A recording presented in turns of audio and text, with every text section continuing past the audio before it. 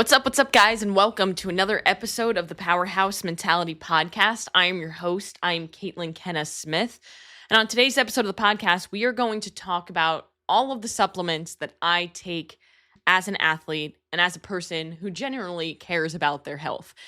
The reason why I wanted to bring this topic up is because a couple weeks ago, we had an episode of the Powerhouse Roundtable where myself, Dara, Sam, and Brooke all came together and we spoke on a particular topic, and that topic was supplements that are actually worth your money in 2025. Now, supplements are a really, really, really big industry. It's a multi-billion-dollar industry. It's one of the ways that fitness professionals and the fitness industry and the health industry make money. Because the reality is, supplements are great ways to fill in gaps in your nutrition. They can make things a little bit easier when it comes to hitting your nutritional goals or help assist in recovery from your training sessions. But the truth is, if your nutrition is terrible, if your training is inconsistent, if your sleep isn't happening, then supplements aren't going to make a big impact. But habits and behavioral change don't sell. Good nutrition, workouts, sleep, the things that truly matter, the pillars to your results, don't sell like supplements sell. And while I'm a huge advocate on focusing on the foundations and really building the strong pillars to your health and your fitness, which are training, nutrition, and recovery, I would never, ever tell somebody that supplements can't make an impact. I think that they're just overhyped in the amount of impact that they can create. But the reality is, especially if you're somebody like me, who's kind of a nerd about all this stuff and wants to maximize recovery, wants to maximize nutrition, wants to maximize training, supplements can be a really good tool for you to use. So I want to continue the conversation about supplements and relate it back to my own journey in things that I've done that have helped me, that I use consistently for years and years and years to help me perform at my best, recover at my best, feel my best, be consistent with my nutrition, be consistent with my training, so that I can be not only the best athlete, but that I can be the healthiest version of myself. So there's a lot on this list. And what I want you to understand is that you are not me, I am not you. So what works for me might not necessarily work for you, or you might not need everything that I list out. I'm going to explain what they are, why I take them, why maybe you should take them if you're somebody who's looking for some answers or some ways that you can maximize things. But again, it's a long list. And I've been in this industry for over 12 years. So I've tried probably every supplement you can imagine because I am a nerd about this stuff and I really like to research different supplements. I like to research different vitamins, minerals, amino acids, all these different things, peptides, so I can see, hey, what could I use for myself? Or what could I learn that could potentially help a client who's in a specific situation? So I'm fascinated by this. So I'm excited to kind of share all of this information with you and see if maybe I can help at least one person take something away from this podcast that they can apply into their life that could help them with their nutrition, training, or recovery, and just make them a better version of themselves overall. So let's talk about my list of supplements. I will go down the list from morning to evening just because that's how my brain operates, and I'll break down each and every one at a time. So that way it's not like overwhelming. So the first thing that I take in the morning is electrolytes. Now, electrolytes are trending, and they've been trending for, I want to say, like the past 6 months to a year. Really, I've been seeing them so much on social media. I've been getting a lot of questions from clients. I see them a lot in the grocery store. They're clearly being marketed to people. The problem with electrolytes, and this is a problem that you'll see with a lot of supplements, is that it's really easy to get marketed to, in the sense where you can look at a product and you can say, oh, well, their flavors look good, their marketing is pretty, their labels are nice, I want that one. And without even looking at the nutrition label, without even looking at the supplement facts and realizing that, oh, this electrolyte has 100 milligrams of sodium in it, which is basically irrelevant, and it's not going to help you at all. But also, people are coming off the age where they almost fear sodium, and for so long we've been told that salt is bad for you. But now we know with all the research that sodium isn't bad for you. It's the context in which we get the sodium. So a lot of research has been done favoring people who are in a sodium-rich diet, who are also consuming highly processed foods, who are in a calorically rich diet, who are over-consuming calories. That's where the inflammation, that's where the high blood pressure comes from. That's where the issues come from. It's not the sodium. It's the high processed, high caloric diet. If you're eating an excess of calories, your body's going to be inflamed. You're going to probably have blood pressure issues. You're not going to feel good. Now, there's so much research out there that supports that even that a low sodium diet can actually be worse for your health, especially again in the context. So if you're somebody who eats majority whole food, you're not eating a lot of processed foods, you're not the typical American diet who has 80% processed foods throughout their day, you're working out, you're sweating, you live in a hot climate. Even if you don't live in a hot climate, this still matters, but it makes it matter even more.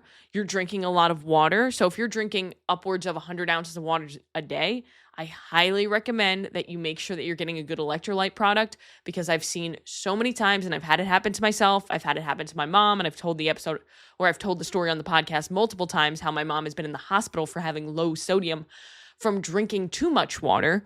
So if you drink too much water, it can actually flush out electrolytes and can cause some imbalances.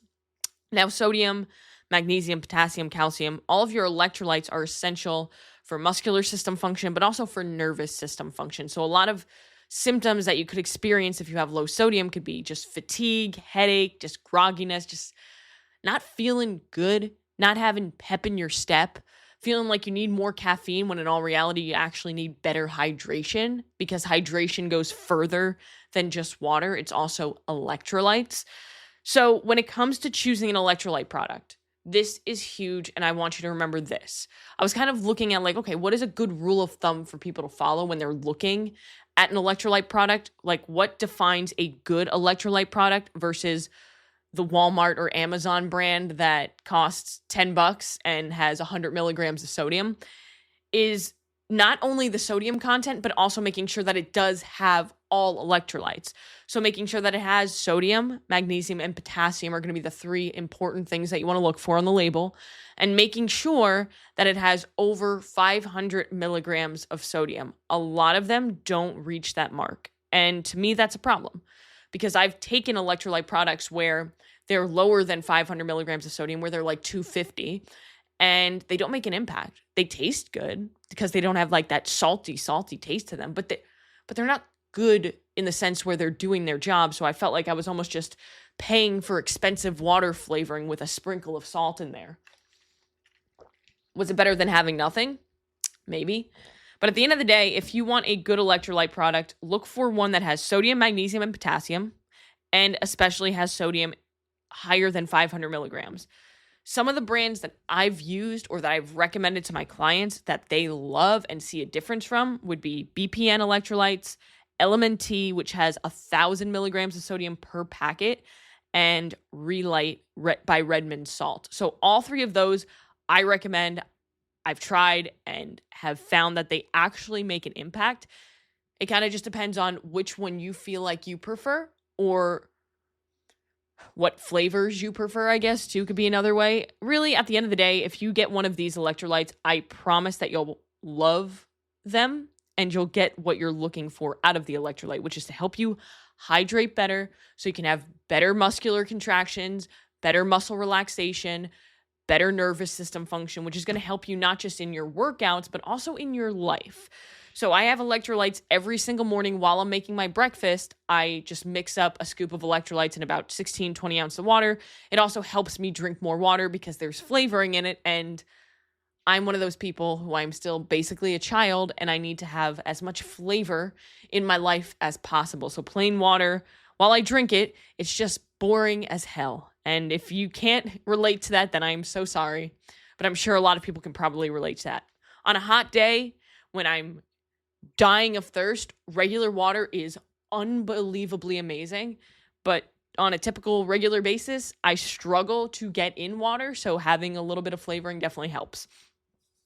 Now, with my breakfast, I have, of course, as a fitness professional and as an athlete, I have a second breakfast that is just pills.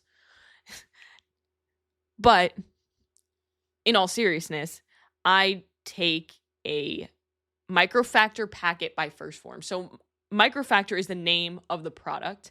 And what it is, it's a micronutrient pack. Now, a lot of people take a multivitamin, and I highly recommend you take a multivitamin because most of the food that we eat today doesn't have as much nutrients as it used to have. The soil just isn't the same. And we have no idea how long those apples and the broccoli and the bananas that you're getting all of your vitamins and minerals from, we have no idea how long they've been sitting on the shelves. So they probably just don't have as much nutrients as they potentially could. So I think that having a multivitamin for every person is a really good habit to have.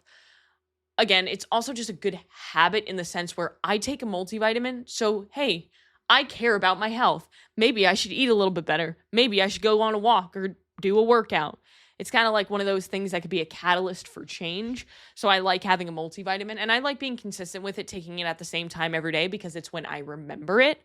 I know one of the biggest questions I always get when I talk about supplements is when is the best time to take it? And for the majority of supplements, there really isn't a best time unless it's something very specific. The best time is when are you going to remember to take it? And ideally, if you're taking pills, especially something like a multivitamin that has fat-soluble vitamins in it, you want to take it with a meal for two reasons. One, so you don't want to vomit, right? Because if you've ever taken a multivitamin on an empty stomach, it does not feel good. Do not do that. Not recommended. And then two, you're going to better absorb all of the vitamins and the minerals if you have it with food. So in the microfactor pack, in that micronutrient pack, it has a multivitamin, it has essential fatty acids, it has probiotics, it has a fruits and veggies pill or capsule, it has an antioxidants capsule, and it has a CoQ10 capsule. So you're getting the multivitamin, but you're also getting so much more. And for me, it's super cost effective for all the things that you're getting in the pack. And I love just having the convenience of the pack. I don't have to be that person who every Sunday night I take out my little pill box and I divvy up all my pills. Don't have to do that because I have my microfactor, and it's just I pull out a packet out of the box and cool, I got it. And I even keep a couple in my backpack. So if I'm traveling or something, I always have them. Like I never have to miss, which is nice because it's just that convenience factor. Plus, whenever Stone and I go out to First Watch, which we do every single Saturday, I literally just put one of the packets in my purse and I have it so I can take it instead of like whipping out a bunch of pills and putting them individually in baggies. That's annoying. So it's cost effective. It gives you everything that you need within that. It would cost literally, like I've done the math for clients before, it would be double or triple the amount of money to get all of these things separately in the correct dosages. So it's just smart to do something like this. Plus, again, I am a child, and if something's easy, it comes in a packet, I'm more likely to do it. And you're a human, so you're probably more likely to do it too if it's easier. By the way, all of these supplements that I'm talking about, I'm going to list them all down below. All First Form supplements, the link is always going to be in the description, but I will list everything out individually so that if one thing really speaks to you, go for it. Also, with my breakfast, I do add a digestive enzyme. And the reason why I like to have digestive enzymes is because as an athlete, I'm eating 3,000 to 3,200 calories every day to make sure I'm fueling my body. And that's probably going to be a little bit higher soon. So I just like to have a digestive enzyme to help break down the food that I'm eating to prevent any sort of bloating, gas, discomfort. So I usually have a digestive enzyme with my breakfast because it's one of my biggest meals of the day and it is my pre-workout meal. So I'd rather my digestion be optimal before my workouts. And then I do take one at night because that's another big meal that I have and it's before I go to bed. So I want to make sure, again, I'm optimizing digestion. Not something that everybody has to take, but if you are somebody who's like, I do have a little bit of bloating, I do have a little bit of gas, or if you're a woman who's having a menstrual cycle, it could be really helpful during that time. Since I know that a lot of people do deal with GI distress while they're having a menstrual cycle, or if you're in periods of high stress, GI stuff can pop up. I just think they're really good to just have on hand for moments like that. But I like to take them consistently every single day because it's just like another thing that I can just add to optimize things. The reason why digestive enzymes and probiotics and all these gut healthy things are so beneficial is because if your digestion is off, whether you're struggling to break down your food or you're struggling to absorb your food, then you're not going to be getting the most benefit that you can from the food that you're eating. An example of this would be, hey, say you're hitting your protein goal every single day. You're eating 150 grams of protein a day, but you're always bloated, you're always gassy. So I would argue that you're probably not actually absorbing that 150 grams of protein. So you're not getting the most benefit that you could from that protein. Now, if we were breaking it down, we're absorbing it nicely, we feel good, we're getting the energy from our food, we're not having brain fog, then that's worth it for me. Now, the next thing that I take is a pre-workout. And my pre-workout is 2 different powders. Now, one of the biggest controversies that I'm going to talk about right now is that my pre-workout, my pre-training stack, we'll call it, does not contain caffeine. I use a non-stim pre-workout as well as EAAs, which is essential amino acids. And there's a reason for this. So it is now about an hour out from when I'm going to work out while I'm recording this podcast, and I'm sipping on coffee. Now, if I were to drink my coffee, which I would never give up, like I love my coffee. I'm a coffee connoisseur. I don't just love the caffeine from it. I love the flavor of it. It's a warm hug for the soul, and it just feels good to have, right? So I'm not giving up my coffee, especially for a fucking pre-workout. So my goal with pre-workout, and it should be your goal because I think that a lot of people have the wrong goal when it comes to taking a pre-workout. Number 1, if there was anything on this list that you do not need, it is a pre-workout. But here's my argument for having a pre-workout because I like to look at it from all different sides, right? It would be easy to be like, you don't need a pre-workout, period, end of story. Coffee is a cheap pre-workout. Water, carbs, salt, that's the cheapest pre-workout, and that's true. But I love having something in my pre-training ritual that I mix up, I sip on, I enjoy the flavor of it. It kind of gets me in the mood to train, and it kind of sets the stage for my training. So I like that. And I know a lot of people who do like that too. I know a lot of people who are like, I wake up every morning at 5 a.m. and I'm looking forward to having my pre-workout. Like, I look forward to that. Sometimes it gets me to actually go to the gym. And that's a huge win because if something can get you to stay consistent just by the habit of it, just by the ritual of it, I think that it's a really good tool for you to use. Now, it shouldn't ever be something that like you think you absolutely need, you can't perform without it because that's a problem. But if you enjoy it, if you like it, if it helps set the stage for your training and kind of gets you in the right state of mind and makes your body feel good, I love pre-workout. I've always taken pre-workout. And I used to take like the high stim pre-workouts. Like First Form makes a pre-workout. It's called Project One. Now this is a banger of a pre-workout. Like the scoop is fucking huge because it has so much in it. And it has 350 milligrams of caffeine in it. And when I first started doing CrossFit, I was still taking Project One. That was 3 years ago. And I remember I would go in for my CrossFit workouts and I would feel terrible during those workouts because my heart rate was so high. And I'm doing CrossFit, which is high intensity. So my heart rate was already high. But then I put caffeine on top of that. So my heart rate was just getting jacked and it didn't feel good. Not at all. There were a lot of workouts where I had to like sit down, try not to throw up. So a couple things to look for in a pre-workout is what style of training are you doing? Like if you're doing CrossFit, highly recommend you do something that is low to moderate caffeine because caffeine is the most researched supplement ever. People say creatine is, but technically caffeine is because technically caffeine is a supplement. Technically caffeine is a drug. Either way, it is one of the most researched.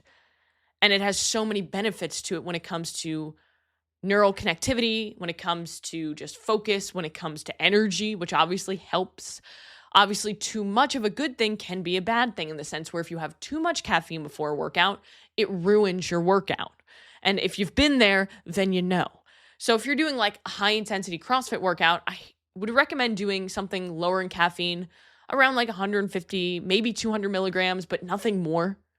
Or doing something like what I take, which is called Enduriformance by First Form, where it's a non-stim pre-workout. It's specified for endurance. And when I look at a pre-workout, not only do I look at like, oh, does it taste good? Oh, will I like love to drink it? Because again, I like the routine of having it. But is it going to help me perform better? That's the number one thing. Because if I'm taking something with the intent to help me perform better, and it's not helping me perform better, then I'm wasting my money. So the Enduriformance, it helps produce better blood flow.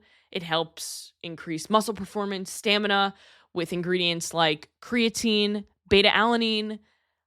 It has something called peak O2, which is a way for you to increase nitric oxide production in the blood, which helps with the pump. It helps with getting nutrients to the muscle so that you can have better power output.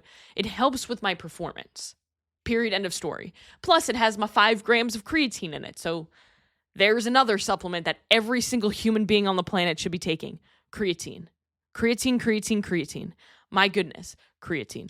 If you don't already got it, you should take creatine. Because, dear Lord, it is the most researched supplement. I can't remember if caffeine or creatine is more, so please don't quote me on this, but caffeine and creatine are both up there. And it is the most cost-effective supplement on the market. It has benefits not only for muscular performance, muscular endurance, building muscle, but also recovery and cognitive performance. So if you're not taking creatine, go down below in the show notes and buy fucking creatine. I think First Form sells 100 servings for like $30. It's not expensive. You have 5 grams a day. Some people can do upwards of 10. Some people can do more, but I recommend 5 grams per day for most people. And you will notice a difference. And no, creatine doesn't make you bloated. No, creatine doesn't retain water. It retains water intramuscularly, not outside. So you're not going to get bloated. You're not going to get watery like you would like during your menstrual cycle or when you ate too much.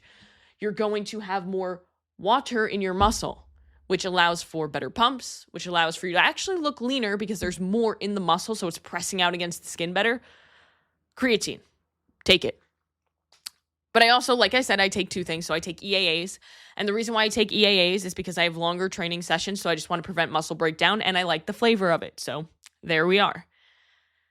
Sometimes during a workout, depending on what I'm doing, like if it's a longer piece like I'm doing today, I'll probably do it, is I have an intra workout, which is I do Go One More or G1M Sport by BPN, because it's what I've found to be the best digesting, the tastiest, and just the best feeling for me when it comes to an intra workout beverage. So it has 20 grams of carbs. I think it's like 750 milligrams of sodium per scoop. And it's easy to sip on something during a workout if I have a longer conditioning piece or just a longer training session in general. Or I'll have a pack of fruit snacks. Kind of just depends on what I'm feeling.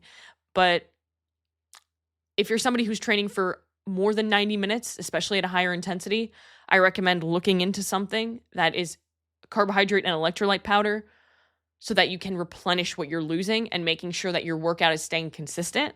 Because really, if you're dropping off after 90 minutes and you're starting to feel super fatigued, your lifts, your cardio, your conditioning, it's not going to be as good as it potentially could. And again, my goal is performance. My goal is to optimize things, and I will always do whatever I need to do to be better during my sessions. Now, post-workout. Every day after my training session, and if I'm doing 2 days, I'm doing it after my final training session. So I have a morning and an afternoon session. I'm doing this after my afternoon session. I do the post-workout stack by First Form. Now, this is a product that I've been taking for 5 years. After every training session. 1, because I notice a huge difference. 2, it tastes delicious. And some days, I'll be real, the thought of me being able to have post-workout after my training session is what gets me out into the garage or what gets me to go to the gym. So basically, it's literally just a fast-digesting protein through a whey protein isolate, and it is a fast-digesting carb through a dehydrated dextrose powder. So very rapid digesting carbs and protein that are going to help you replenish the glycogen that you lost during your workout and help to start the recovery process through spiking insulin, which is helpful post-workout to spike insulin because it helps to get your body out of a broken down state, brings cortisol down so you can start that recovery process. If you are spending too much time in the recovery process where you're always sore, you're always tired, you're not feeling good, then you're not going to get the results that you want because your body is spending so much time recovering that it has no time to build muscle or adapt. So if you can get out of that broken down state as fast as possible using something like the post-workout stack, a fast digesting protein and a fast digesting carb, it's going to help you spend less time in that recovery state so you can come back the next day, push it as hard as you need to push it, not be excessively sore, and just feel better the rest of your day. The amount of times where I have a really terrible session and I take my post-workout shake and I'm like, oh, good, I'm glad I took that, or I wouldn't be able to record that podcast, or I wouldn't be able to take those client calls because I would still be so messed up. It helps. For me right now, man, they have so many good flavors. They actually just dropped a limited edition St. Patrick's Day flavor of Magical Charms. So it's basically Lucky Charms. They just can't trademark it. I ordered it because it's one of Stone's favorites. I'm not a huge fan of it because it's very sweet.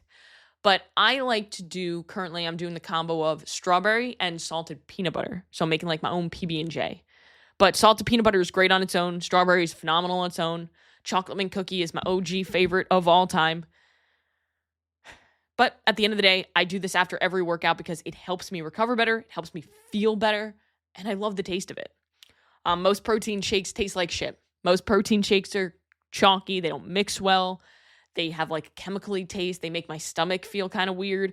This doesn't because it's very high quality. So with my dinner is the next time I have a supplement, and that would be a omega-3 fatty acid. Now, omega-3s have so many benefits related to reducing inflammation, cognitive health, hormone health, eye health, joint health, so many things. And the reality is most of us don't get enough omega-3s through our diet unless we're eating fatty fish 3 to 4 times a week, or if you're eating grass-fed beef, that's another way where you can get some omega-3s in. I just like adding them in because I don't eat any fish, number one, but number two, there's no detriment to having more from what the research shows us. So if I'm going to have more and it's going to help reduce inflammation, help my joints, help me recover better as an athlete, that's huge. But also if you're just gen pop and you're somebody who's looking to lose body fat, omega-3s have been shown to help with insulin issues. So it could help you actually be able to use carbohydrates better over time for energy so you're not storing things. It just helps your cells work better. And the final thing that I take, we're at the end, before I go to bed. Actually, no, we're not, because I skipped one of the most important things that I take. While I'm making dinner, I like to apparently drink cocktails while I'm making food because it makes me not focus on how hungry I am, maybe. But either way, while I'm making dinner, I make my iconic health cocktail. If you've been following me on Instagram for, I don't know, anywhere, I've been doing this for 6 years. So, I've been putting on my Instagram story for 6 years. It's my health cocktail. I do 2 scoops of the first form greens and 2 scoops of the first form reds, and I do 1 scoop of L-carnitine. Now, L-carnitine is an amino acid that has been shown to help with fat loss, muscle recovery. I take it more for the muscle recovery benefits. There's a lot of research on L-carnitine, and I frankly just love the taste of it. So not only am I getting benefits from the L-carnitine itself, it's also helping my greens and reds taste better because I don't care how high quality a greens powder is. It is a greens powder. What do you want from it? It is greens. It's going to taste like greens. The amount of times where I have people, clients, friends, family, who try the greens and they're like, oh my God, these taste like greens. Well, yeah, they are greens. But here's the thing. If you've ever taken a greens powder, because I've taken many, these are one of the best tasting greens powders I've ever had. By far. The amount of times where I've gotten like a cheap one from Walmart, or I'm like, oh, this one from Amazon looks fine. It has great reviews. And I take it and I'm like, what the fuck did I just drink? Like, did I just go outside and dig up some dirt and put it in my mouth. But first form greens have a better flavor to them. They have a berry flavor or a chocolate flavor. So the chocolate flavor, actually, I don't even need to add anything to it. It's phenomenal. It almost tastes like an unsweetened cocoa. It's so good. But I usually get the berry flavor because I mix it with the reds, and the reds are a berry, right? Because they have like fruits in them. It's antioxidants, so it adds a little bit more sweetness to it.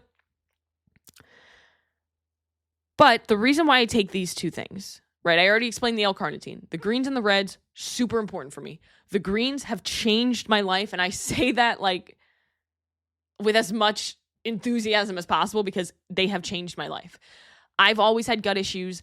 I have an autoimmune called IgA deficiency, which directly impacts your mucus production in your body, which impacts your digestive system because mucus helps things go through. There's your little biology lesson for the day. And the greens, having them every day makes such a huge impact. There's probiotics, there's digestive enzymes, there's phytonutrients, like different things that we could get from like spirulina and wheatgrass that we're not intaking every day. It just makes me feel good. And a lot of greens powders are basically just glorified powdered vegetables where they don't have the benefit of the probiotics and the digestive enzymes. So that's why I also love the first form greens, because they have more benefits than just your standard greens powder. And these are not a fruits and a veggies replacement. You still need to eat fruits and vegetables if you're taking these, but they help with different benefits of fruits and vegetables, micronutrients, phytonutrients. You're getting the probiotics and the digestive enzymes from the greens. You're getting the prebiotics, which is food for your probiotics, from the reds, but you're also getting antioxidants, which help to reduce inflammation and stress from the reds. So super amazing, helpful combination. I will never not take them. When I run out of them, I am sad, but usually I have them on a monthly subscription. But if I travel or something and I run out, I don't feel good. So I love having them. And the final thing that I take before bed is something called Beam Dream. So Beam is a brand, and their Beam Dream product is their pre-bedtime hot cocoa, is how I like to think of it. So it's unsweetened, it doesn't have any sugar, etc., so forth. So it's not like this super carbohydrate dense powder. It's a bedtime hot cocoa that tastes good, that warms my body, and kind of like, I love to like have something warm before I go to bed to kind of like ease my mind and bring me down. But it also has reishi, which is the mushroom that helps to reduce stress. It has magnesium, it has L-theanine, it has melatonin in a very small dose so that it's not becoming like a reliant dose where now you're all messed up because you took too much melatonin. And it also has aptogen. So it has all of these things in it to help reduce stress, help you sleep better, help you get a better quality of sleep, help the mind and body relax. I love the taste of it. I love how it makes me feel. I love how I don't wake up feeling groggy, but I actually wake up feeling like, oh, I actually slept tonight and I feel pretty good. And it just tastes good to have before bed, right? Like, I think that it's important to have a nighttime routine that brings you down and helps you relax. And for me, before I did Beam, I would always do like chamomile tea or some sort of like tea because I like something hot before bed. It just helps me relax. So I hope that this episode was helpful for you guys. Like I said, there's a lot on this list, and there's so much more that I could cover, that I could talk about, that I'm not taking, why I'm not taking it, and things that you should take. But if you're interested in more about supplements, you can always shoot me an email, shoot me a message on Instagram. I'm going to put all of the links down below for everything that I discussed today. And one more thing is I will also be adding ashwagandha to this list to more reduce anxiety and stress and help me recover better. I just ordered it the other day, so I'm excited to get that and add that to the list. But other than that, guys, go out and do one thing today that's going to take you one step closer to where you want to be.